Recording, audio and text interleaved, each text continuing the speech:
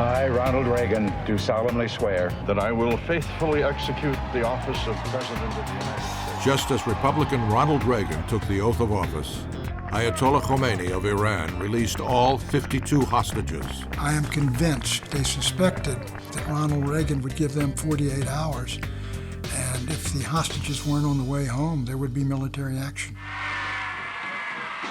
Though Washingtonians were excited to welcome the hostages, most didn't feel the same about the new president. Depressed would be a good way of describing the fact that Ronald Reagan was bringing with him a whole new political culture. There were fur coats all over the place. There was a perception that the California conservatives who came were a pretty rich crowd and not very much in touch with the average folks. I think the gay community at that time had an understandable amount of trepidation. You know, what was this president going to be like? I gave Reagan all the attention he deserved. He was not a friend of the city. Others were more welcoming. President-elect said there was one word difference between president and resident, and he wanted to bridge the gap between resident and president, and I believe that, and I appreciate that, because I'm the mayor of the city, and he would be one of my constituents. I think he knew more about how Washington functioned than a lot of other presidents.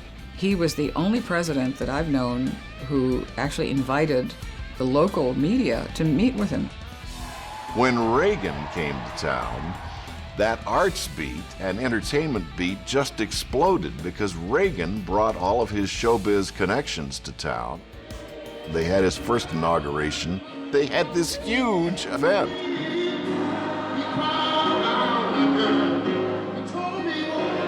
And Reagan set the tone for movies and show business in Washington. Washington was emerging as the great cosmopolitan world capital it is today. I mean, it was a great time in America, and it was a great time for the Reaganauts. Until March 30th, 1981.